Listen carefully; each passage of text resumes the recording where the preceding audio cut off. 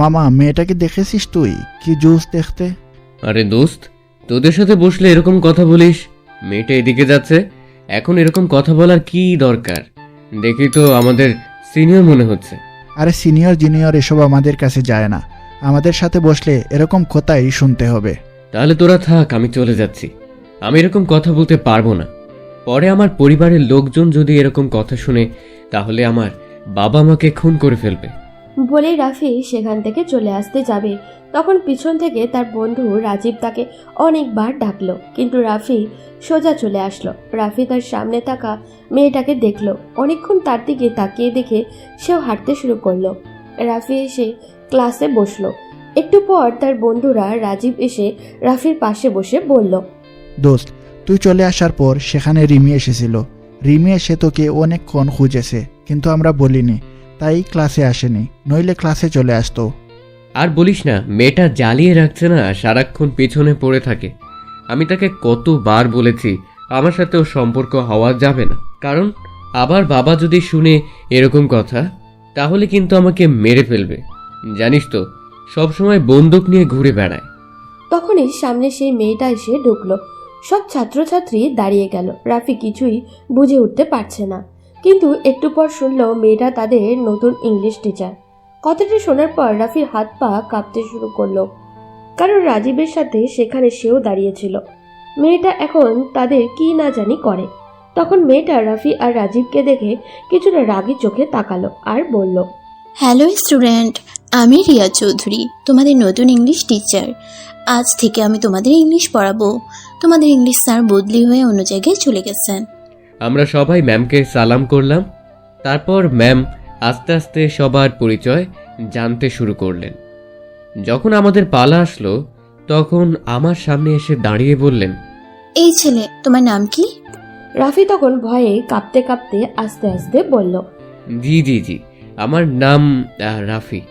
তখন ম্যাম আর কিছু বলল না। পাশে থাকা রাজীবের নাম জেনে তিনি আবারও পড়াতে শুরু করলেন। পড়ানো শেষ যখন ঘন্টা পড়ল, তখন তিনি রাফি আর রাজীবকে বললেন, এই, তোমাদের ক্লাসে ফার্স্ট কে? তখন রাজীব পাশ থেকে বলল, আমাদের ক্লাসে একজনই ভালো স্টুডেন্ট আছে, আর সে হচ্ছে আমার বন্ধু রাফি। এছাড়া এই ক্লাসে যতটা আছে সবগুলা এক একটা গাদা। কথাটা শোনার পর রিয়া ম্যাডাম রাফির দিকে এগিয়ে আসলেন। এসে রাজীবের গালে ঠাস করে একটা থাপ্পড় বসিয়ে দিলেন। প্রথম দিনে এসে কাউকে মারা এটা সবার জন্য একটু অস্বাভাবিক ছিল। ম্যাম তখন রাগী চোখে বললেন, এই ছেলে, তোমাকে আমি জিজ্ঞেস করেছি কে যে ফার্স্ট এমনিতেই দাঁড়াবে। তোমাকে আমি বলেছিলাম তুমি সবার পরিচয় করিয়ে দিতে, আমি সবাইকে চিনে নেব, কিন্তু তুমি এত বেশি কথা বলো কেন? আরেকদিন যদি আমার ক্লাস এরকম ফাজলামি দেখি, তাহলে কিন্তু লাথি দিয়ে ক্লাস থেকে বের করে দিব। রাজীব তখন ভয়ে কাঁপতে শুরু করলো। রাফিও পাশে বসে কাঁপতে শুরু করলো। তখন রাফি আস্তে আস্তে দাঁড়িয়ে বলল, জি ম্যাম, আমি এই ক্লাসের ফার্স্ট এবং সবাই পড়াশোনায় অনেক ভালো। তারা ঠিকমতো পড়াশোনা করলে অবশ্যই ভালো রেজাল্ট করবে। ঠিক আছে, বসো, ঠিক মতো পড়াশোনা করবে, আর তুমি যাওয়ার সময় আমার সাথে দেখা করে যাবে। আমি তোমার জন্য আমার রুমে অপেক্ষা করব, তখন তুমি আমার ওখানে দেখা করে যাবে। যদি দেখা করে না যাও, তাহলে কিন্তু হাড্ডি গুড্ডি ভেঙে দিব। আমি কিন্তু অন্য টিচারদের মতো নই, আমার সাথে বাজে ব্যবহার করতে আসলে কিন্তু খুন করে ফেলবো। জি ম্যাম, আমি যাওয়ার সময় আপনার সাথে নিশ্চয়ই দেখা করে যাব। রিয়া তখন ঠিক আছে বলে সেখান থেকে চলে গেল, গিয়ে অন্য ক্লাসে ঢুকলো। এদিকে রাফি ভয়ে কাঁপতে শুরু করেছে। তখন রাজীব পাশ থেকে বলল, দোস্ত, মেয়েটা কি ভয়ঙ্কর, তাই না? প্রথম দিন এসেই থাপ্পড় মেরে দিল। আজ পর্যন্ত কেউ আমার গায়ে হাত তুলতে পারেনি, আর এই মেয়েটা এসেই আমার গায়ে হাত তুলে দিল। আর তোকে বলল যেতে দেখা করতে, না জানি তোর সাথে কি করে। শালা, তোর জন্য সবকিছু হয়েছে, এখন আবার বড় বড় কথা বলতেছিস? তুই যদি আসার সময় এরকম কথা না বলতি, তাহলে এত রেগে যেত না। এখন না জানি আমাকে নিয়ে গিয়ে কি করে। এমনিতে আমি সবসময় ভয়ের মধ্যে থাকি, নিজের বাবাকে নিয়ে। আরও একটা ভয় এসে ঢুকে গেছে। যাও মামা, তোমার কি হয় সেটা পরে দেখা যাবে। এখন আপাতত আমি আমার বাসায় চলে যাই, আর ক্লাস করব না। আবার যদি আসে তাহলে কিন্তু একদম শেষ করে দিবে। বলে রাজীব সেখানে উঠে চলে গেল। রাফি পেছন থেকে ডাকছে, কিন্তু সে তার কোনো কথাই শুনছে না। সে সোজা বেরিয়ে গেল। রাফি তখন ভয়ে ভয়ে পুরো ক্লাসগুলো করলো। এরপর যখন সবার সময় আসলো তখন আস্তে আস্তে ম্যাডামের রুমের দিকে গেল। এর মধ্যেই রাফির থেকে জেনে নেয় তার পরিচয়। আমি আরাফাত, রাফি বাবা মায়ের একমাত্র ছেলে। আমার একটা বড় বোন আছে, তার বিয়ে হয়ে গেছে। এখন পরিবারে একমাত্র আমি আছি। আমার বাবা একজন পুলিশ কমিশনার আর মা গৃহিণী। বাবার ভয়ে সবসময় আমি কাঁপতে শুরু করি, কারণ বাবা সবসময় আমাকে শাসনের মধ্যে রাখে, কোনোদিন পড়াশোনায় কোনো ফাঁকি দিতে চায় না। সেই জন্য আমি এখন ক্লাসের ফার্স্ট বয়, বাকিটা পরেই জানতে পারবেন। এখন আপাতত গিয়ে ম্যাডামের সাথে দেখা করি। যখন ম্যাডামের রুমের সামনে গিয়ে বললাম, ম্যাম আসতে পারি? রিয়া তখন কেবিনে বসে নিজের ফোন ঘাঁটছিল। হঠাৎ করে কারোর কণ্ঠ শুনে উপরের দিকে তাকিয়ে দেখে রাফি এসেছে। তখন সে ধীর গলায় বলল, হ্যাঁ, ভিতরে আসো। রাফি তখন আস্তে আস্তে ভিতরে ঢুকলো। তখন রিয়া বলল, তুমি তো পড়াশোনায় ভালো আছো, তাহলে কেন এরকম করো সব সময়? আমি আসার সময় তোমাদের এরকম একটা বাজে কথা শুনলাম। এরকম কথা কিভাবে বলতে পারলে তোমরা? তোমাদের মতো ছেলেদের কারণে ভালো মেয়েরা কলেজে আসতে পারে না। তাদেরকে সব সময় তোমরা এরকম বাজে কথা বলতে থাকো। এরকম কথা বললে কি কোনো মেয়ে আর কোনোদিন কলেজে আসতে চাইবে? সরি ম্যাম, আসলে আমি বুঝতে পারিনি। আমি ওর সাথে দাঁড়িয়েছিলাম, তখন হঠাৎ করে ও এরকম কথা বলবে এটা আমি কোনোদিন চিন্তা করিনি। প্লিজ, আমি ওর হয়ে ক্ষমা চাচ্ছি। কোনো দিন আর এরকম হবে না। হ্যাঁ, আমি বুঝতে পারছি তুমি ভালো ছাত্র, তুমি ভালো মানুষও, কিন্তু এরকম বন্ধুদের সাথে থাকলে তুমি একদিন খারাপ হয়ে যাবে। জানো তো, সঙ্গ দোষে লোহা বাসে। যদি ভালো সঙ্গের সাথে না থাকো তাহলে কিন্তু তোমার একদম সবকিছু শেষ হয়ে যাবে। মানুষ তোমাকে খারাপ বলবে। খারাপ লোকের সাথে থাকলে মানুষ খারাপ বলবে, ভালো লোকের সাথে থাকলে ভালো বলবে। তাই সবসময় ভালো মানুষের সঙ্গে থাকার চেষ্টা করবে। জি ম্যাম, আমি চেষ্টা করব, কিন্তু ও ভালো ছেলে, হঠাৎ করে কি জানি হয়ে গেল, সেই জন্য এরকম একটা কথা বলে ফেলছে। মনে হয় আমি ওর হয়ে ক্ষমা চাচ্ছি। ও আমার ছোটবেলার বন্ধু, সত্যি বলতে ও খারাপ ছেলে নয়। এই ছেলে, আমি কি তোমাকে জিজ্ঞেস করেছি কে ভালো আর কে খারাপ? সেটা বর্ণনা করতে। আমি যেটা বলেছি সেটা শুনো। আমি কিন্তু বেশি কথা একদম পছন্দ করি না। আমার সামনে কেউ বেশি কথা বলতে পারে না। আমি যেটা বলেছি সেটাই করতে হবে তোমাকে। তুমি যদি ভালো হয়ে এই কলেজে পড়তে চাও তাহলে ওর সঙ্গ ছেড়ে দাও, ওর থেকে দূরে দূরে থাকবে। কিন্তু ম্যাম, ও যে আমার ছোটবেলার বন্ধু, ওর সাথে হঠাৎ করে বন্ধুত্ব নষ্ট করব কি করে? আমাকে অনেক ভালোবাসে আমার বন্ধু। ভালোবাসার নমুনা কি সেটা আমি আসার সময় দেখতে পেয়েছি। এরকম খারাপ একটা কথা বললো, তুমি যদি কয়েকদিন ওই ছেলের সাথে থাকো তাহলে তুমিও আস্তে আস্তে খারাপ কথা বলতে শুরু করবে। তাই খুব সাবধান। যদি ওর সাথে চলো তবুও যেন কোনোদিন মুখে কোনো খারাপ কথা শুনতে না পাই। যে আমার সামনে খারাপ কথা বলবে তাকেই আমি একদম কলেজ থেকে বের করে দেওয়ার ব্যবস্থা করব। সরি ম্যাম, আমি কথা দিচ্ছি আর কোনোদিন ও খারাপ কথা বলবে না। আমি ওকে বোঝাবো। ঠিক আছে, এখন তুমি তোমার বাসায় চলে যাও। ঠিকমতো পড়াশোনা করবে। কালকে যে পড়াগুলো দিয়েছি সেগুলো ঠিকমতো পড়ে আসবে। কালকে কিন্তু সবার আগে তোমার পড়া ধরবো। আমার সামনে এরকম ফার্স্ট সেকেন্ড কোনো পাঁচ বিচার নেই। আমি যাকে ধরবো তাকেই একদম ঠিক করে ছাড়বো। আমি তখন ম্যামকে সালাম করে সেখান থেকে চলে আসলাম। বুঝতে পারছি ম্যাম অনেক রাগী, কিন্তু আমাকে এখন সাবধানে থাকতে হবে, না হলে আমার উপর বিপদ আছে। কি যে ভুল করেছিলাম, রাজীবের সাথে তখন দাঁড়িয়ে যদি ওখানে না দাঁড়াতাম তাহলে হয়তো এই ম্যামের চোখে পড়তাম না। রাফি যখন রিয়ার সামনে থেকে চলে গেল তখন রিয়া মুচকি হাসলো। ছেলেটাকে দেখতে অনেক সুন্দর আর ভালো। ছেলেটা রিয়া সেটা বুঝতে পেরেছে, কিন্তু ও খারাপ বন্ধুদের সাথে মিশিয়ে নষ্ট হতে চলেছে। চলুন এবার রিয়ার পরিচয়টা জেনে নেই। আমি রিয়া চৌধুরী, বাবা মায়ের একমাত্র মেয়ে। আমার বড় দুটা ভাই আছে। আমার বাবা মা মারা গেছেন আমি ছোট থাকতে। তখন থেকে আমার ভাইয়েরা আমাকে অনেক ভালোবাসে। বাড়িতে আমার ভাবিরা আছেন। ভাইয়ারা মিলে একটা বড় ব্যবসা দেখাশোনা করেন। আমাকে তারা নিজেদের জীবনের চেয়ে বেশি ভালোবাসেন, কিন্তু আমি চাই আমি ভালো কিছু একটা করতে। সেজন্য পড়াশোনা শেষ করে চাকরি করতে চেয়েছি। ভাইয়ারা কোনোদিন আমাকে কোনো কাজে বাধা দেননি, সেই জন্য আমার কোনো অসুবিধা হয়নি। আমিও নতুন চাকরি নিয়েছি, কিন্তু আমার মধ্যে একটা প্রতিবাদী স্বভাব রয়েই গেছে ছোটবেলা থেকে। আমি খারাপ কাজ সহ্য করতে পারি না। যেখানেই খারাপ দেখি সেখানেই প্রতিবাদ করতে শুরু করে দেই। আজকে কলেজে দিয়ে ঢোকার সময় এরকম একটা কথা শুনলাম, এরপর ওদেরকে আচ্ছা করে সাইজ করে দিয়েছি। আশা করা যায় আর পরে এরকম কথা বলবে না, কিন্তু কেন জানি আজকাল ছেলেমেয়েরা এরকম কথা বলে সব সময়। রিয়া তখন নিজের বাসার উদ্দেশ্যে রওনা দিল। রাফিও নিজের বাসায় পৌঁছে গেছে। বাসায় পৌঁছাতেই তার বাবা তার সামনে এসে বলল, রাফি, আজকে মিম বাসায় আসবে, তুমি যাও তার বাসায় গিয়ে তাকে নিয়ে আসো।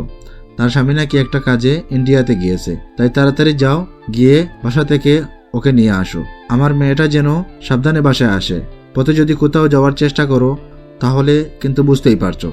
রাফি তখন তার মায়ের দিকে তাকালো। তার বাবা তার সামনে বন্দুকটা ধরে কথাগুলো বলছিল। রাফিকে সব সময় তারা শাসনের মধ্যে রাখার চেষ্টা করে, কিন্তু রাফির মা সব সময় রাফিকে আগলে রাখে তার বাবার কাছ থেকে। তার বাবা তাকে অনেক ভালোবাসেন, কিন্তু তিনি চান তার ছেলে যেন সব দিক থেকে পারফেক্ট হয়। কোনোদিনও তার ছেলের পক্ষ থেকে কোনো অভিযোগ তার কাছে আসেনি, তাই তিনি আড়ালে এটা নিয়ে অনেক গর্ব করেন, কিন্তু সামনে থেকে রাফিকে সব সময় শাসনের মধ্যে রাখেন। রাফির মা তখন রাফির বাবার দিকে তাকিয়ে বলল, ওই তোমাকে না বলেছি ছেলেটাকে সব সময় এভাবে ভয় দেখাবে না। এভাবে ভয় পেয়ে পেয়ে একটা একটা ব্রয়লার মুরগির মতো হয়ে গেছে, কোনো কাজ করতে পারে না, সব সময় ভয় পেয়ে থাকে। রাফি, তুই যা, গিয়ে মিমিকে নিয়ে আয়। রাফির বাবা পৃথিবীতে একজন মানুষকে ভয় পায়, সে হচ্ছে রাফির মা। রাফির মাকে তিনি জমের মতো ভয় পান। পৃথিবীর কাউকে আর মনে হয় এই রকম তিনি ভয় পান না।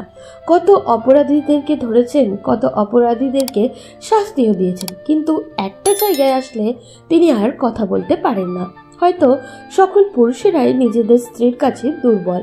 রাফি সবেমাত্র কলেজ থেকে ফিরে এসেছে। ইচ্ছা ছিল কতক্ষণ বিশ্রাম নেবে, কিন্তু তার বাবার আদেশ পালন করতেই হবে, তাই চলে গেল তার বোনের বাসায়। তাদের বাসা থেকে 20 মিনিটের পথ। রাফি তার বোনের বাসায় যেতে তার বোন এগিয়ে এসে জড়িয়ে ধরে বলল, ভাই, তুই এসেছিস, তোকে না বললাম মাঝে মাঝে আমার সাথে এসে দেখা করে যাবি? এই একটু রাস্তা, এখানে তুই আসিস না, কোথায় থাকিস সব সময়? আমি কি করে আসবো আপু? তোমরা যে হিটলারের কাছে আমাকে রেখে এসেছো, আমাকে একটা সেকেন্ডের জন্য শান্তি দেয় না। সবসময় একটা না একটা কাজের মধ্যে রাখে, কোথাও যেতে দেয় না, ঘুরতে গেলেও মারে। ছি রাফি, এরকম কথা বলছিস কেন? বাবা তো তোর ভালোর জন্য এরকম করে। তুই এরকম করে কথা বললে তো হবে না। এখন চুপচাপ এখানে বস, আমি তোকে নাস্তা দিচ্ছি, এর ভিতরে আমি রেডি হয়ে যাই, এরপর বাসায় চলে যেতে হবে। মিমের শ্বশুর শাশুড়ি লন্ডনে থাকেন, আর তার স্বামী দেশে অনেক বড় একটা বিজনেস করে। হয়তো বিজনেসের কোনো কাজেই ইন্ডিয়াতে গেছেন, এজন্য মিম একা বাসায় থাকতে পারবে না, তাই রাফি নিতে চলে এসেছে। মিম একটু পরেই রেডি হয়ে আসলো। রাফি মিমকে নিয়ে বেরিয়ে পড়লো বাসার উদ্দেশ্যে। ওদিকে রিয়া বাসায় পৌঁছাতেই তার ভাই এগিয়ে আসলো। এসে তার বড় ভাই ইমরান বলল, কি ব্যাপার বোন, প্রথম দিন কলেজ কেমন কাটলো? অনেক ভালো ভাইয়া, তোমাকে অসংখ্য ধন্যবাদ আমার স্বপ্নটা পূরণ করে দেওয়ার জন্য। আমি ভাবছিলাম তোমরা আমাকে চাকরি করতে দিবে না, কিন্তু তোমরা আমার সকল স্বপ্ন পূরণ করে দিচ্ছ। আমি কিভাবে তোমাদের এই ঋণ শোধ করব? এরকম করে কথা বলতে পারলি বোন? তুই আমাদের একমাত্র বোন, তোর যদি স্বপ্ন পূরণ না করি তাহলে কার স্বপ্ন পূরণ করবো বল? তোকে ছাড়া আমাদের জীবন যে একদম নিঃস্ব, তুই যে আমাদের জীবনের সবকিছু। হ্যাঁ, আমরা তো গাঙের জলে ভেসে এসেছি, আমাদের নিয়ে কারোর কোনো মাথা ব্যথা নেই। পেছন থেকে রিয়ার বড় ভাবি এ কথাটা বলল। রিয়া তখন তার ভাবির সামনে গিয়ে জড়িয়ে ধরল। তাদের সুন্দর সংসার, 2 ভাই আর 2 ভাইয়ের বউ নিয়ে তারা খুব ভালোই চলছিল। রিয়ার ছোট ভাই আরমান এখনো অফিসে, সে এখনো আসেনি। রিয়া তখন তার বড় ভাইয়ের সাথে বসে খাওয়া দাওয়া শেষ করলো। এরপর নিজের রুমে গিয়ে কিছুটা বিশ্রাম নিল। ওদিকে রাফি বাসায় আসার পরই সবাই মিমকে নিয়ে ব্যস্ত হয়ে পড়েছে। এটা দেখে রাফির অনেক রাগ হলো। তাকে নিয়ে কারোর কোনো মাথা ব্যথাই নেই। সে তখন নিজের রুমে গিয়ে বিশ্রাম করতে শুরু করলো। এরপর সন্ধ্যার দিকে সবাই একসাথে বসে আছে, তখন তার বাবা সেখানে নেই। রাফি তার বাবাকে অনেক ভয় পেল। সে নিজের জীবনের থেকেও বেশি ভালোবাসে তার বাবাকে। সে বুঝতে পারে তার বাবার শাসনগুলো কেন করে। তার বাবা চায় সে যেন একজন ভালো মানুষ হিসাবে গড়ে ওঠে। তার বাবা সবসময় অপরাধীদেরকে শাস্তি দেওয়ার জন্য ঘুরে বেড়ান, কিন্তু সে যদি খারাপ মানুষ হয় তাহলে তিনি তো নিজের পরিবারকেই ঠিক করতে পারলেন না। তাই রাফিও এসব আনন্দের সাথে করে। রাফি তখন তার বাবার রুমে গেল, গিয়ে দেখলো তার মাথায় হাত দিয়ে বসে আছেন। রাফি তখন তার বাবার কাছে গিয়ে চুল টেনে দিতে শুরু করলো। তার বাবা রাফির দিকে তাকিয়ে মুচকে হেসে বললেন, কি ব্যাপার, আজকে বাদর দেখি ভালো কাজ করতে শুরু করেছে, কোনো উদ্দেশ্য আছে নাকি? বলে দাও। এটা তুমি বলতে পারলে বাবা? আমি কি তোমাকে উদ্দেশ্য ছাড়া ভালোবাসতে পারি না? তুমি এত টেনশন করছো কি নিয়ে? সেটা তোকে ভাবতে হবে না, এখন গিয়ে পড়তে বস। আমি কি এখনো বাচ্চা নাকি? আমি তো এক্ষুনি ইন্টার দিতেও বসে পড়ি। তুমি এখনো আমাকে সেই ক্লাস 2 এর রাফির মতো শাসন করো, সবসময় পড়ার কথা বলো। আমি তো সময় মতো পড়তে বসি। এখন তুমি বলো তোমার কি হয়েছে, এরকম টেনশন করছো কেন? আসলে বাবা, একটা অপরাধী শহরে এসেছে, সবাইকে চাঁদাবাজি আর এসব নিয়ে ব্যস্ত রাখে, কিন্তু তাকে কিছুতেই ধরা যাচ্ছে না। আমার কর্মকর্তারা দিন রাত পরিশ্রম করছে সেই অপরাধীকে ধরার জন্য, কিন্তু সে আড়ালে থেকে সব অপরাধ করে, কিন্তু সামনে আসে না। এখন আমি একজন পুলিশ কমিশনার হিসেবে কিভাবে বসে থাকতে পারি? এসব নিয়ে অনেক চিন্তায় আছি। শহরের মানুষ অনেক আতঙ্কের মধ্যে আছে। আরে বাবা, এসব নিয়ে আবার টেনশন করতে হয় নাকি? আমি আমার বাবাকে বিশ্বাস করি, সে যে কোনো অপরাধীদেরকে ধরে ফেলতে পারবে। কত বড় বড় অপরাধী আসলো, কিন্তু সবাই তোমার হাতে ধরা পড়েছে। তাই এসব নিয়ে কোনো চিন্তা করো না, তুমি এমনিতেই ওই অপরাধীকে ধরতে পারবে। এখন চলো, আমাদের সাথে বসে গল্প করবে। আপু কতদিন পরে এসেছে, তাকে রেখে তুমি এখানে এসে টেনশন করছো? রাফির বাবা তখন মুচকি হেসে রাফির সাথে যেতে শুরু করলেন। নিচে এসে তার বাবা সবাই মিলে গল্প করতে শুরু করলো। ওদিকে আরমান বাসায় ফিরতেই তার বউ নীলাকে জিজ্ঞাসা করলো, নীলা বোন বাসায় চলে এসেছে। তুমি এই সন্ধ্যার পরে এসে বোনের কথা জিজ্ঞেস করছো? সে তো সেই বিকালের মধ্যেই চলে এসেছে। না, এরপরও জিজ্ঞাসা করলাম, আমার খুব টেনশন হয় আমার বোনটাকে নিয়ে। হ্যাঁ, বুঝতে পারছি, বোনকেই সব থেকে বেশি ভালোবাসো। আমাদের আর ভালোবাসার কোনো দরকার নেই। আমি তোমাকে কতটা ভালোবাসি, কিন্তু তুমি একটাবার এসে আমার কথা জিজ্ঞাসা করো না। সবসময় এসে বোনের কথা জিজ্ঞাসা করো। এটা বলতেই আরমান রেগে গেল। নীলা আরমানের রাগের কারণ কিছুটা বুঝতে পারল, কিন্তু সে চুপ করে আছে। আরমান তখন নীলার সামনে দাঁড়িয়ে বলল, তোমাকে যেদিন প্রথম দেখতে গিয়েছিলাম বিয়ের জন্য, সেদিনই তোমাকে বলে দিয়েছি পৃথিবীতে আমি একটা মানুষকে সব থেকে বেশি ভালোবাসি, সে হচ্ছে আমার বোন। আমার বোনের কিছু হলে আমি কিন্তু মরে যাব, আর আমার বোনের যে ক্ষতি করার চেষ্টা করবে তাকে আমি এই পৃথিবী থেকে তুলে ফেলবো। তাই তোমাকে সাবধান করে দিচ্ছি, আরেকদিন যদি এই কথা মুখে আনো তাহলে কিন্তু তোমাকেও আমি ছাড়তে বাধ্য হব। আমি পৃথিবীতে কাউকে তোয়াক্কা করি না আমার বোনের সামনে। সরি, আসলে আমি এটা বোঝাতে চাইনি। আমি এমনি বলেছি। কথাটা তুমি এটাকে এত সিরিয়াস ভাবে নিয়ে নিলে কেন? আমার বোনের ব্যাপারে কোনো মজা হবে না। আমার বোনের ব্যাপারে যা বলবে তা সিরিয়াসভাবেই বলবে।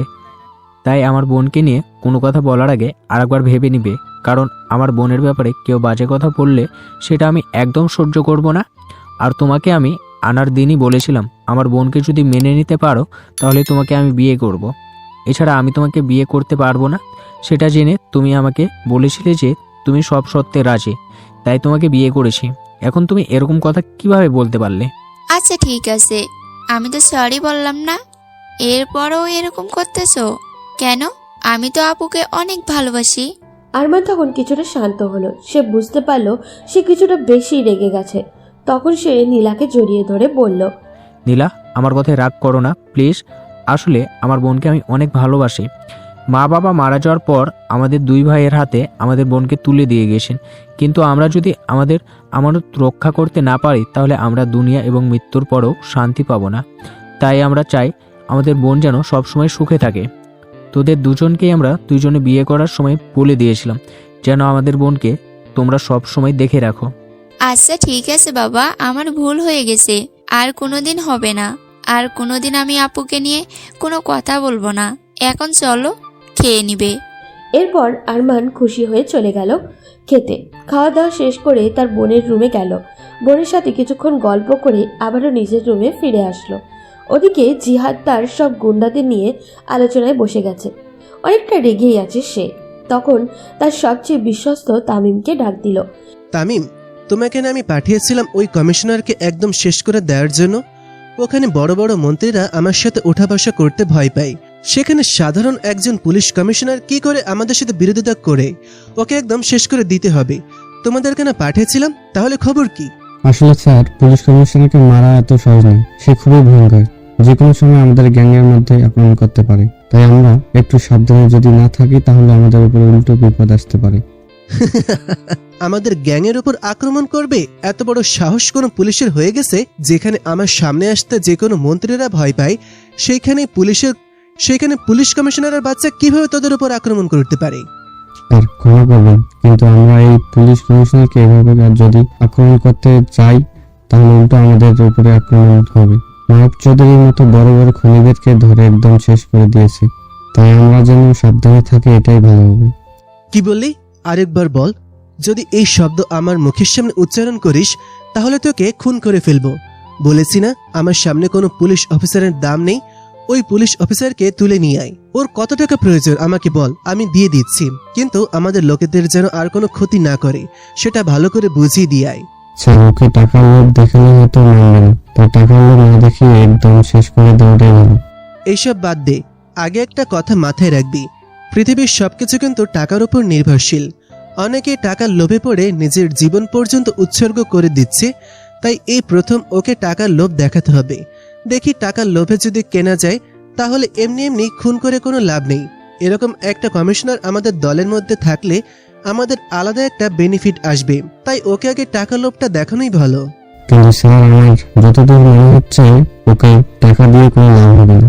এরপর আপনি যখন বলেছেন তাহলে কোন দিন যাবেন? কালকে সকালে চল ওর অফিসে, গিয়ে ওকে একদম লাস্ট বারের মতন একটা সুযোগ দিয়ে আসি।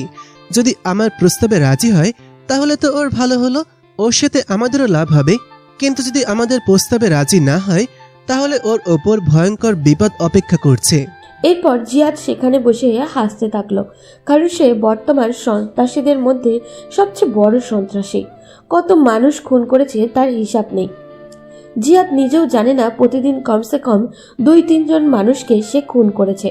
এটা নিয়ে রাফির বাবা মিস্টার আরিফ সাহেব অনেক চিন্তায় আছেন। তিনি এই এলাকার পুলিশ কমিশনার, কিন্তু তিনি কাউকে বাঁচাতে পারছেন না। প্রতিদিন তার এলাকায় খুন হয়ে যাচ্ছে, সেজন্য তিনি অনেক টেনশনে ছিলেন। জিহাদ তার অফিসে গিয়ে ঘুষ নেওয়ার প্ল্যান করেছে। পরের দিন সকাল হতেই রাফি বেরিয়ে গেল কলেজের উদ্দেশ্যে। কলেজে যাওয়ার পর যখন গেট দিয়ে ঢুকতে যাবে তখন দেখলো তার সামনে দিয়ে রিয়া ম্যাডাম ঢুকছে। রাফি কিছুক্ষণ ম্যামের দিকে তাকিয়ে থাকলো। অসম্ভব সুন্দর লাগছে তাকে। আজকে নীল একটা শাড়ি পরেছে, অসম্ভব সুন্দর লাগছে তাকে। রাফি তাকিয়ে আছে, কোনো কথা বলছে না। হঠাৎ করে রিয়া ম্যাডাম সেটা লক্ষ্য করলেন। তখন রাফির সামনে এসে হালকা ধাক্কা দিয়ে বললেন, কি ব্যাপার রাফি, তুমি এভাবে তাকিয়ে আছো কেন আমার দিকে? কোনো সমস্যা হয়েছে নাকি? কলেজের গেট দিয়ে ঢুকতে যাবে কিন্তু পথে দাঁড়িয়ে আছো, বুঝতে পারছি না। সমস্যা কি তোমার? রাফি যেন একটা ঘোরের মধ্যে ছিল। ম্যামের ধাক্কা খেয়ে তার হুঁশ ফিরে আসে। তখন বুঝতে পারলো সে ভুল করে ফেলেছে। সেই জন্য ম্যামের দিকে তাকিয়ে বলল, সরি ম্যাম, আসলে আমি এখানে দাঁড়িয়ে রাজীবের জন্য অপেক্ষা করছিলাম। ও আসলে একসাথে ক্লাসে যাবে, তাই এখানে দাঁড়িয়েছিলাম। আমি তোমাকে না বলেছি রাজীবের সাথে তেমন মিশবে না? তাহলে কেন রাজীবের জন্য অপেক্ষা করছো? তাড়াতাড়ি ক্লাসে যাও। ঠিক আছে ম্যাডাম। বলে রাফি ক্লাসের উদ্দেশ্যে রওনা দিল। আর মনে মনে ভাবতে লাগলো, কি মায়াবী লাগছিল তখন তাকে। যদি কেউ দেখতো তাহলে সত্যিই সে পাগল হয়ে যেত। আমিও পাগল হয়ে গিয়েছি ম্যামের ওই মায়াবী মুখে। আমি কি করব কিছুই বুঝে উঠতে পারছিলাম না। শুধু এদিক ওদিক তাকাচ্ছিলাম, শুধু ম্যামকেই দেখতে পাচ্ছি। না, এরকম কেন হচ্ছে আমার সাথে আমি সেটাও বুঝতে পারছি না। একটু পরে যখন ম্যাম ক্লাসে আসে আমি আর একবার ক্রাশ খেলাম। সত্যি বলতে ছোটবেলা থেকে সিনিয়র আপুদের আমার একটু বেশি পছন্দ, কিন্তু এরকম যে ম্যামের প্রতি আকৃষ্ট হয়ে যাব সেটা আমি কোনোদিন বুঝতে পারিনি। কালকে ম্যামকে দেখলাম আর আজকে এরকম লাগছে কেন আমি বুঝতে পারছি না। রাফি অনেক কষ্ট করে ক্লাসগুলো শেষ করলো। এরপর নিজের বাসায় চলে আসলো। এভাবে তার দিন চলতে শুরু করলো। ম্যামের সাথে এখন তার খুব ভালোই বোঝাপড়া হয়ে গেছে। রাফিকে অনেক ভালোবাসেন ম্যাম, কিন্তু সেটা ছাত্র হিসাবে। কিন্তু রাফি ভিতরে ভিতরে ম্যামকে ভালোবেসে যাচ্ছে নিজের সিনিয়র ওয়াইফ বানাবে বলে। কিন্তু এটা কি কোনোদিনও সম্ভব? প্রায় 2 মাস চলে গেছে ম্যাম এসেছেন। এরপর থেকে রাফির পড়াশোনায় অনেক উন্নতি হয়েছে, কিন্তু সে আর থাকতে পারছে না। রাফির কেন জানি মনে হচ্ছে ম্যাম তার কাছ থেকে হারিয়ে যাবেন। সেই জন্য সে চায় ম্যামকে প্রপোজ করে দিতে। রাফি তার জীবনের কোনো মেয়েকে প্রপোজ করেনি, কোনো মেয়ের সাথে তেমন কথাও বলেনি, কিন্তু কেন জানি আজকে তার মনের ভিতর আলাদা একটা সাহস চলে এসেছে। রাফি তখন রাজীবের সাথে পরামর্শ করলো। রাজীব তখন রাফির পিঠে থাপ্পড় দিয়ে বলল, যা মামা, দোয়া করে দিলাম। আশা করা যায় ম্যাম তোর কথায় রাজি হয়ে যাবে, কিন্তু ম্যামকে বিয়ে করার পর কিন্তু আমাকে প্রতি পরীক্ষায় পাশ করিয়ে দিতে হবে, না হলে কিন্তু আমি তোর উপরে অভিশাপ দিয়ে দেব। রাফি তখন হাসতে হাসতে সেখান থেকে চলে আসলো। এসে ভয়ে ভয়ে ম্যামের সামনে গিয়ে দাঁড়ালো। ম্যাম তখন রাফির দিকে তাকিয়ে কিছুটা মুচকি হেসে বলল, আরে রাফি, তুমি এভাবে দাঁড়িয়ে আছো, কোনো কথা বলবে নাকি? কিছু বলার হলে বলে ফেলো তাড়াতাড়ি। রাফি তখন কি বলবে বুঝে উঠতে পারছিল না। তখন অনেক ভয় নিয়ে রিয়ার সামনে গিয়ে হাঁটু গেড়ে একটা গোলাপ এগিয়ে দিয়ে বলল, ম্যাম, আপনাকে প্রথম যেদিন আমি দেখেছিলাম সেদিন থেকে আমার মনের ভিতর আলাদা একটা অনুভূতি কাজ করা শুরু করেছে। আমি জানি না এই অনুভূতি কিসের অনুভূতি, কিন্তু আমি শুধু এটা জানি যে আপনাকে আমার লাগবে, আপনাকে আমার খুব প্রয়োজন। আপনাকে ছাড়া আমি একটা মুহূর্ত চিন্তা করতে পারি না। আমি ঘুমোলে আপনাকে স্বপ্নে দেখি। আপনি কি আমার ভালোবাসার মানুষ হবেন? কথাটা শোনার পর প্রচণ্ড রেগে গেল রিয়া। সে যে রাফিকে পছন্দ করে না ব্যাপারটা এমন নয়। রিয়া রাফিকে পছন্দ করে, কিন্তু সে তার ভাইদের বিরুদ্ধে যেতে পারবে না। তাই সে ছোটবেলা থেকে একটা কথাই ভেবে এসেছে, সে যদি বিয়ে করে তাহলে তার ভাইদের পছন্দে বিয়ে করবে। তাই সে রাফির গালে একটা ঠাস করে থাপ্পড় দিয়ে বলল, তোর সাহস কি করে হলো আমাকে প্রপোজ করার? 2 দিন ভালো করে কথা বলেছি বলেই ভালোবাসার কথা বলতে চলে এসেছিস? তোর মতো ছেলেদের আমার চেনা আছে। প্লিজ বিশ্বাস করুন, আমি আপনাকে সত্যিই ভালোবাসি। আপনি আমার কথা একটু বিশ্বাস করুন। রিয়া তখন অনেক রেগে যায়। রাফির গালে কয়েকটা থাপ্পড় দিয়ে চিৎকার করে বলে ওঠে, তোকে আমি অনেক ভালো ছেলে ভেবেছিলাম, কিন্তু তুই অনেক খারাপ ছেলে। তুই আর কোনোদিন আমার চোখের সামনে আসবি না। তোকে আর আমি আমার চোখের সামনে দেখতে চাই না। আর এক মুহূর্ত এখানে দাঁড়ালে কিন্তু আমি তোকে খুন করে ফেলবো। তাই এখনই আমার সামনে থেকে চলে যা। তোকে আমি আমার সামনে দেখতে চাই না। বলে রিয়া রাফির দিকে রাগের দৃষ্টিতে তাকিয়ে থাকলো। রাফি তখন কান্না করতে করতে সেখান থেকে চলে আসে। রাস্তা দিয়ে হাঁটছে আর কান্না করছে। সে কি করবে কিছুই বুঝে উঠতে পারছে না। তখন হঠাৎ করে একটা গাড়ি থেকে 2টা লোক নেমে আসে, তাকে কিছু একটা মুখে ধরে। তখন রাফি বেহুশ হয়ে যায়। ওদিকে রিয়া কান্না করতে করতে সেখান থেকে চলে যায়। রাফিকে অপমান করে সে নিজেও শান্ত হতে পারছে না। বাসায় যখন পৌঁছায় তখন তার 2 ভাই বসে গল্প করছিল। রিয়াকে কান্না করতে দেখে তারা অবাক হয়ে গেল, দৌড়ে আসলো রিয়ার কাছে। তখন রিয়ার সামনে এসে ইমরান বলল, বোন, তোর কি হয়েছে? এভাবে কান্না করছিস কেন? বল আমাকে। তোকে কি কেউ কিছু বলেছে? আমাকে বল, আমি ওকে শেষ করে দেব। প্লিজ বোন, তুই কান্না করিস না, আমাকে বল কি হয়েছে। হ্যাঁ রিয়া, কি হয়েছে বোন? আমাদেরকে বল, আমরা তোকে যে বলেছে তাকে আমি শেষ করে দিব। প্লিজ আমাদেরকে বল, আমাদের চোখের সামনে তোর কান্না আমরা সহ্য করতে পারছি না। রিয়া তখন কি বলবে কিছুই বুঝে উঠতে পারছে না। তার 2 ভাই তার 2 পাশে বসে আছে। তখন রিয়া হঠাৎ করেই বলে উঠল, ভাইয়া, তোমরা আমাকে এত ভালোবাসো, আমি তোমাদেরকে কিভাবে বলবো কথাটা? তোমরা হয়তো এই কথাটা শোনার পর আমার উপর রাগ করবে। এটা কিভাবে হতে পারে বোন? তুই এটা নিয়ে কোনো চিন্তা করবি না। তুই যে কথা বলবি আমরা কোনো কিছু মনে করবো না। বল আমাদেরকে। আসলে ভাইয়া, তোমরা আমাকে জীবনের ব্যাপারে কি সিদ্ধান্ত নেবে আমি জানি না, তবে একটা ছেলে আমাকে অনেক ভালোবাসে। ছেলেটার সাথে আমার সম্পর্ক হওয়াটা স্বাভাবিক ছিল, কিন্তু আমাদের অবস্থানটা অস্বাভাবিক। ছেলেটা হচ্ছে আমার একটা ছাত্র। রিয়ার কথা শুনে তার 2 ভাই কিছুটা গম্ভীর হয়ে গেল। কি বলবে তারা কিছুই বুঝে উঠতে পারছিল না, একে অপরের দিকে তাকাচ্ছিল। তখন আরমান বলে ওঠে, আচ্ছা এসব বুঝলাম, এখন আমাদেরকে তুই এটা বল, তুই কি ছেলেটাকে ভালোবাসিস? রিয়া তখন কি বলবে কিছুই বুঝে উঠতে পারছিল না। সে কি রাফিকে ভালোবাসে নাকি ভালোবাসে না সেটা তো সে নিজেই জানে না, কিন্তু সেও রাফিকে একদমই ভুলতে পারছে না। রাফির কষ্ট হলে তার নিজেরই যেন কষ্ট হচ্ছে। তখন আরমান আবার জিজ্ঞাসা করলো, বোন তুই কিছু ভাবলি না? আমরা তো সুখের জন্য সব কিছু করতে পারি, তাই তুই চিন্তা করবি না। তুই আমাদেরকে বল, ছেলেটা কে তুই ভালোবাসিস? ছেলেটা তোকে ভালোবাসলে সেটা বুঝলাম। আসলে ভাইয়া, আমি ওকে অনেক ভালোবাসি। আমি চাই ওর সাথে সারা জীবন থাকতে, কিন্তু তোমরা কি মনে করবে সেটার জন্য আমি তোমাদেরকে বলতে পারছিলাম না।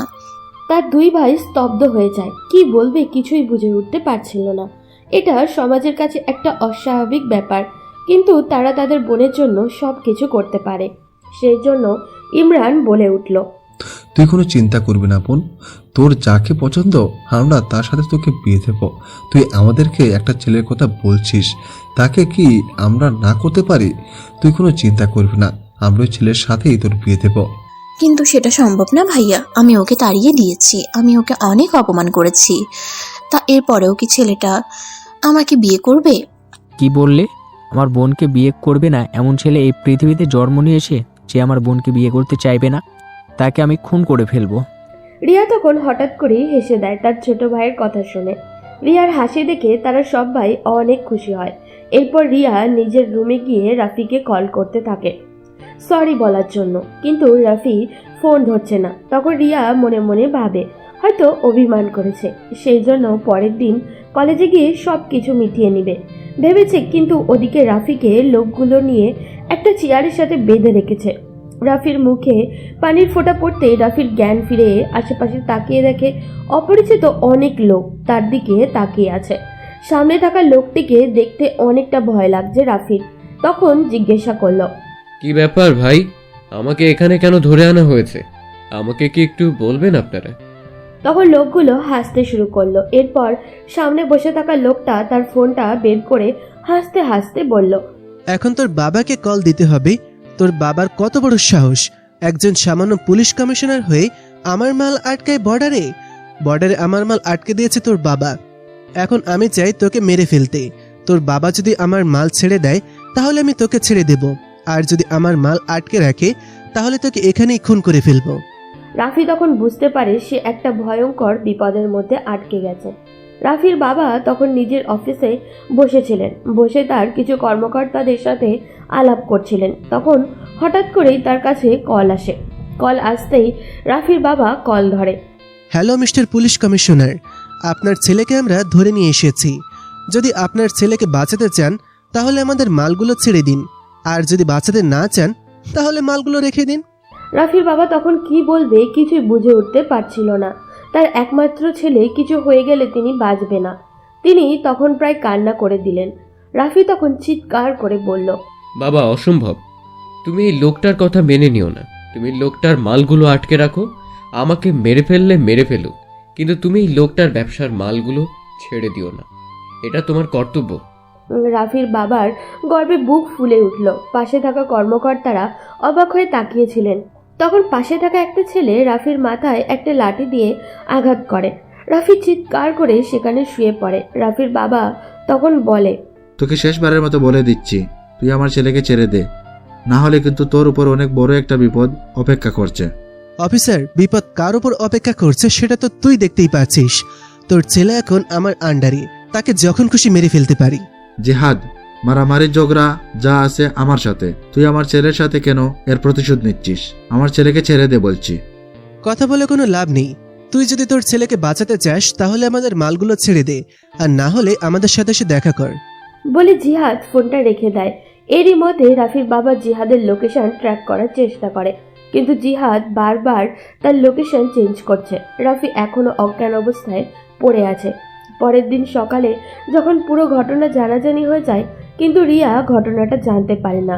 সে আসে কলেজে রাফির সাথে দেখা করবে, কিন্তু সে এসে দেখে রাজীব বসে আছে কলেজ ক্যাম্পাসে।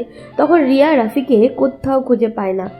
না পেয়ে সে চলে যায় রাজীবের কাছে, গিয়ে জিজ্ঞাসা করে, কি ব্যাপার রাজীব? রাফি আজকে কলেজেও আসেনি, কি সমস্যা তার? রাজীব তখন কান্না করতে করতে বলে, ম্যাম, সর্বনাশ হয়ে গেছে। রাফির বাবা একজন পুলিশ কমিশনার। ওনার কিছু শত্রুরা মিলে রাফিকে তুলে নিয়ে গেছে, বন্দি করে রেখেছে। এখন রাফির বাবা কোথাও খুঁজে পাচ্ছেন না। আমার বন্ধুর কি হবে ম্যাডাম? কথাটা শোনার পর রিয়া কান্না করতে করতে সেখান থেকে চলে গেল। রাজীব কিছু বুঝে উঠতে পারল না। রিয়া নিজের বাসায় গিয়ে কান্না করছে। তখন তার ভাই আসলো। আসার পরে রিয়া পুরো ঘটনাটা খুলে বলল তাদের কাছে। তখন আরমান বলল, কি বলছিস? আমাদের কমিশনার সাহেবের ছেলে ধরে নিয়ে গিয়েছে?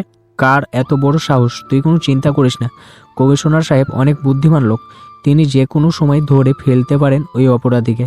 তাই চিন্তা না করে স্বাভাবিক থাক। ভাইয়া, তুমি চেনো রাফির বাবাকে? চিনবো না কেন? ওনার সাথে আমার ভালোই পরিচয় আছে। উনি আমাদেরকে অনেক হেল্প করেছেন বিভিন্ন বিষয়ে, তাই কোনো চিন্তা করবি না। ওনার ব্যাপারে আমার ভালোই ধারণা আছে। অনেক এরকম বুদ্ধিমান লোক, সেটা আমি জানি। তাই কোনো চিন্তা করবি না, উনি রাফিকে উদ্ধার করে নিয়ে আসবেন। হ্যাঁ বোন, তুই কোনো চিন্তা করবি না। কমিশনার সাহেব অনেক ভালো মানুষ এবং অনেক সাহসী একজন মানুষ, তাই কোনো চিন্তা করবি না, উনি ওনার ছেলেকে উদ্ধার করে আনবেন। কিন্তু রিয়াকে শান্ত হতে পারছিল না, তাই ইমরান আর আরমান বেরিয়ে গেল রাফিকে খোঁজার জন্য, কিন্তু তারা কোথাও খুঁজে পেল না। এভাবে দেখতে দেখতে আরও একটা দিন কেটে গেল, কিন্তু কিছুতেই রাফির কোনো খোঁজ পাওয়া যাচ্ছিল না। ওদিকে রাফির জ্ঞান ফিরেছে। রাফি তখন জলের জন্য চিৎকার করে কাটতে লাগলো। তখন জিহাদ জল দিয়ে তার একটা লোককে পাঠালো। আপনারা কেন আমাকে ধরে রেখেছেন? আপনাদেরকে তো বললাম আমাকে মেরে ফেললো আমার বাবা ওই মালগুলোর অর্ডার দিবেন না, তাই আপনারা আমাকে ছেড়ে দিন। সাহস থাকলে আমার বাবার সাথে সরাসরি লড়াই করুন। এই ছেলে, তোকে বন্দি করে এনেছি, এরপরও তোর তেজ কমছে না? চুপচাপ এখানে বসে থাক, না হলে কিন্তু তোকে আমরা প্রথমে খুন করব, তারপর তোর বাবাকে। রাফি তখন চুপচাপ জলটা খেয়ে বসে রইল। তারও কিছুটা ভয় চলে আসছে। ওদিকে রাফির বাবা পাগলের মতো খুঁজে বেড়াচ্ছে। তখন তিনি জিহাদের লোকেশন ট্র্যাক করতে সফল হন এবং তার লোকেশন অনুযায়ী যেতে শুরু করেন। ওদিকে জিহাদ এই বিষয়টা জানতে পারে না, তাই সে তার জায়গা দুইবার পাল্টানোর পর একটা জায়গায় বসে আছে, রাফিকেও বেঁধে রেখেছে। তখন রাফির বাবা সেখানে পৌঁছে যায় তার ফোর্স নিয়ে, কিন্তু সেখানে অনেক লোকজন। জিহাদের যখন রাফির বাবা তার আস্তানায় আক্রমণ করেন, তখন রাফি বুঝতে পারে তার বাবা চলে এসেছে, কিন্তু জিহাদ তার সামনে বসে আছে। রাফির বাবা যখনই বাইরের সব লোককে মেরে ভিতরে আসেন, তখন জিহাদ রাফির মাথায় বন্দুক ধরে বলে, আরিফ, অনেক হয়েছে, আর যদি এক পাও এদিকে আসো তাহলে তোমার ছেলেকে এখানেই খুন করে ফেলবো। তাই চুপচাপ যেখানে দাঁড়িয়ে আছিস সেখানেই দাঁড়িয়ে থাক, আর তোমার অফিসারদেরকে বলো বন্দুক ফেলে দিতে। না বাবা, তুমি লোকটার কথা শুনো না। এই লোকটাকে তুমি ধরে নিয়ে যাও। কত ছেলে মেয়েকেও মেরেছে তার হিসেব নেই, তাই আমার মৃত্যু হলেও এই পৃথিবীর অনেক ছেলে মেয়ে বেঁচে যাবে। রাফির বাবার সামনে তখন দুইটা দিক, একদিকে তার কর্তব্য, অন্যদিকে তার নিজের সন্তান। তিনি কি করবেন বুঝে উঠতে পারছিলেন না। তখন হঠাৎ করে রাফি তার কোণে দিয়ে জিহাদের মাথায় আঘাত করে। জিহাদ কিছুটা ছিটকে পড়ে। এর ভিতরেই এই রাফির বাবা দৌড়ে আসেন, এসে জিহাদকে ধরে ফেলেন। কিন্তু জিহাদের সেই চামচা তামিম তখনও এক জায়গায় লুকিয়ে আছে। সে তার বন্দুক বের করে রাফির দিকে তাক করে, মারে সোজা এসে রাফির বুকে আঘাত লাগে। রাফির বুক থেকে রক্ত পড়তে শুরু করে। তখন আরিফ সাহেব তামিমের মাথা বরাবর গুলি করেন, কিন্তু রাফির ততক্ষণে জ্ঞান হারিয়ে গেছে। রাফিকে নিয়ে যাওয়া হয়েছে একটা হসপিটালে, নিয়ে গিয়ে অপারেশনের ব্যবস্থা করা হয়েছে। গুলি একদম ভিতরে ঢুকে গেছে, সেই জন্য রাফির অবস্থা একদমই খারাপ, অনেক রক্তও গিয়েছে। ডাক্তার তখন রাফির বাবার দিকে এগিয়ে এসে বলল, কমিশনার সাহেব, আপনার ছেলের বুক থেকে অনেক রক্ত চলে গেছে। এখন তার জন্য সবার প্রথমে রক্তের প্রয়োজন। রক্ত না হলে আমরা অপারেশন করতে পারবো না। আপনি বি পজিটিভ রক্তের ব্যবস্থা করুন তাড়াতাড়ি। রাফির বাবা এখন কোথাও রক্ত পাবেন সেই চিন্তায় ব্যস্ত হয়ে পড়লেন। এদিকে আরমান আর ইমরান খবর পেয়ে তাদের বোনকে নিয়ে চলে এসেছে। আসার পর থেকে তারা দুইজনও কান্না করতেছে। রাফির বাবা তখন ইমরানকে দেখিয়ে এগিয়ে গেলেন, গিয়ে কথা বললেন তাদের সাথে। তখন রিয়া যখন খবর পেল বি পজিটিভ রক্তের দরকার, তখন সে বলল, আঙ্কেল, আমার বি পজিটিভ রক্ত, আমি চাই রাফিকে রক্ত দিতে। আপনি ডাক্তারকে বলুন আমি রক্ত দিব, যত তাড়াতাড়ি সম্ভব রাফিকে সুস্থ করে তুলুন প্লিজ। রাফির বাবা তখন ডাক্তারের সাথে কথা বললেন। ডাক্তার এসে রিয়াকে নিয়ে গেল। রিয়া গিয়ে রক্ত দিল। রক্ত দিয়ে সে এসে বাইরে বসে আছে। অপারেশন শুরু হয়ে গেছে। রাফির বুক থেকে গুলি বের করতে হবে। রিয়া কান্না করছে।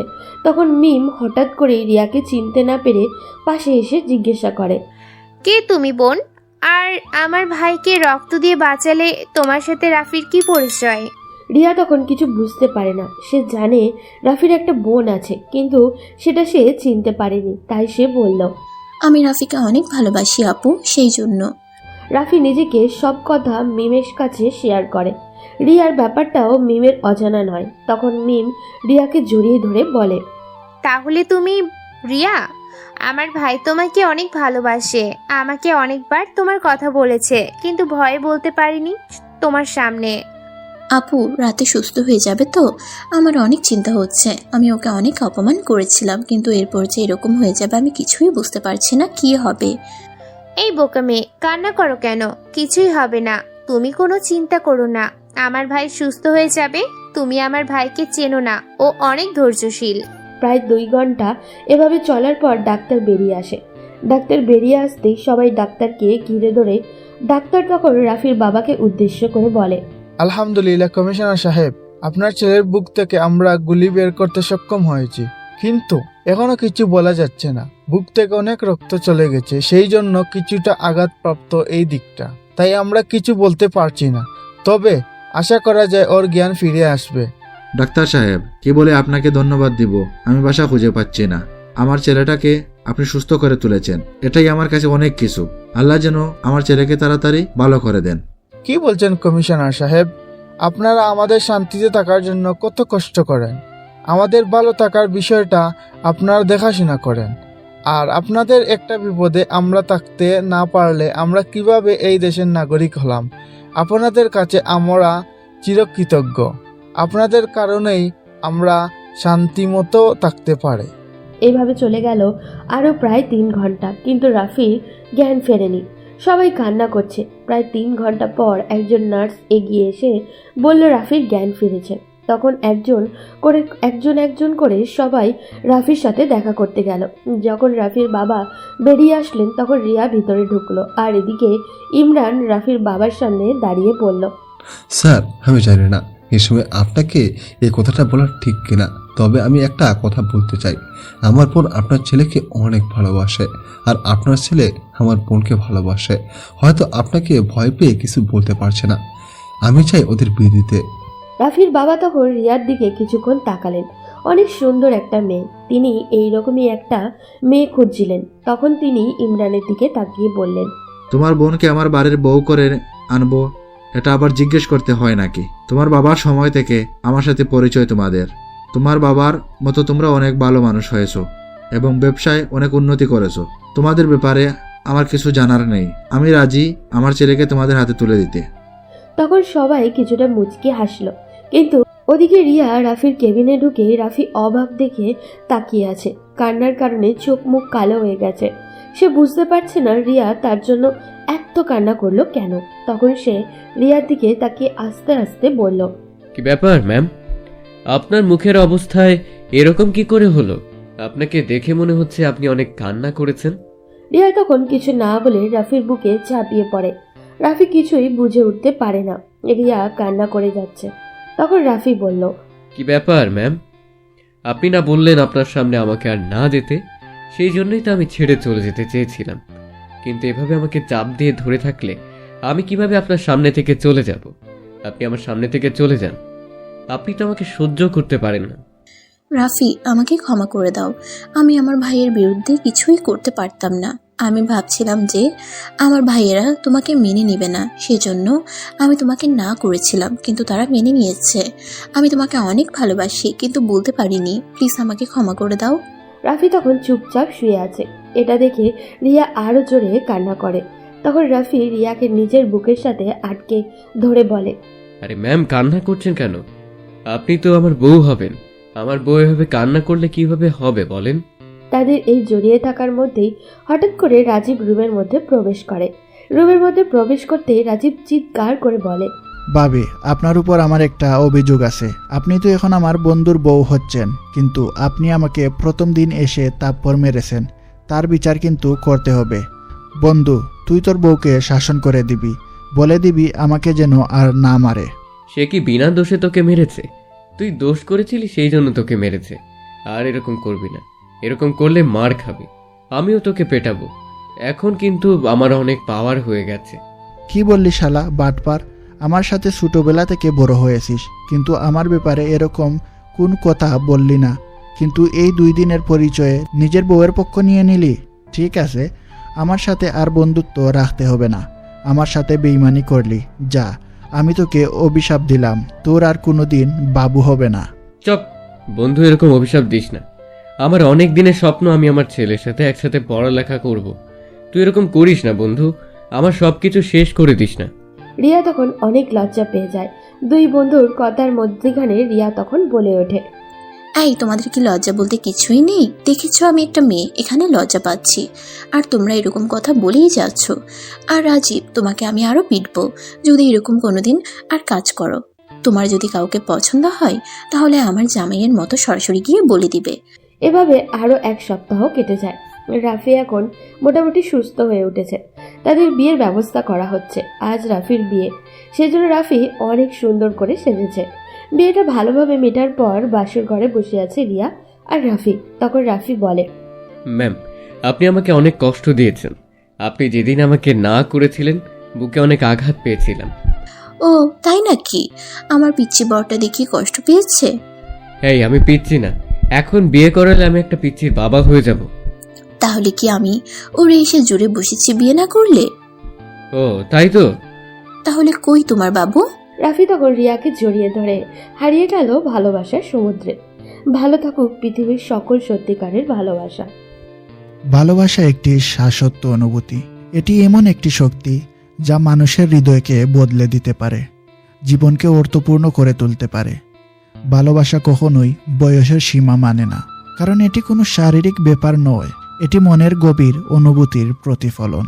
আমরা অনেক সময় সামাজিক চাপ কিংবা পারপার্শ্বিকতার কারণে ভালোবাসার মধ্যে বাধা খুঁজে পাই। কেউ হয়তো ভাবে এটা আমার বয়সের সঙ্গে যায় না, কিংবা এই সম্পর্কটা বয়সের কারণে ঠিক হবে না। কিন্তু সত্যি বলতে ভালোবাসার কোনো নির্দিষ্ট সময় বা বয়স নেই। এটি এমন একটি অনুভূতি যা যখন আসে তখন আমাদের জীবনের সব সীমাবদ্ধতা অতিক্রম করে। বিশ্বের অনেক দৃষ্টান্তই রয়েছে যেখানে ভালোবাসা বয়সের সীমাকে উপেক্ষা করেছে। বিখ্যাত কবি রবীন্দ্রনাথ ঠাকুর বা লিওনার্দো দা ভিঞ্চির মতো মানুষদের জীবনে ভালোবাসা এসেছে এমন সময়ে যখন সমাজ হয়তো সেটিকে সহজভাবে নেয়নি, কিন্তু তারা প্রমাণ করেছে যে ভালোবাসার শক্তি সমস্ত বাধা পেরিয়ে যায়। আপনার জীবনে যদি কোনো সম্পর্ক আসে যেখানে আপনি মনে করেন এই মানুষটি আপনার জীবনের জন্য গুরুত্বপূর্ণ, তবে বয়সের কারণে পিছু হাঁটবেন না। ভালোবাসা যখন আসে তখন সেটি আপনাকে নতুন করে বাঁচার অর্থ দেয়। তাই আসুন ভালোবাসাকে বয়সের সীমা দিয়ে বিচার না করে হৃদয়ের গভীরতা দিয়ে মাপি, কারণ দিনের শেষে জীবনে ভালোবাসাই হলো সেই জিনিস যা আমাদের মানুষ হয়ে বাঁচতে শেখায়। ভালোবাসুন এবং ভালোবাসা ছড়িয়ে দিন, কারণ ভালোবাসাই জীবন। তো বন্ধুরা, আমাদের গল্পটি আপনাদের কাছে কেমন লাগলো অবশ্যই কমেন্ট করে জানাতে ভুলবেন না। আর যদি ভালো লেগে থাকে তাহলে একটি লাইক দিয়ে আমাদের চ্যানেলটি সাবস্ক্রাইব করে রাখুন। দেখা হবে অন্য কোনো ভালোবাসার গল্পে। সেই পর্যন্ত ভালো থাকুন, সুস্থ থাকুন এবং ভালো রাখুন নিজের ভালোবাসার মানুষটিকে। ধন্যবাদ।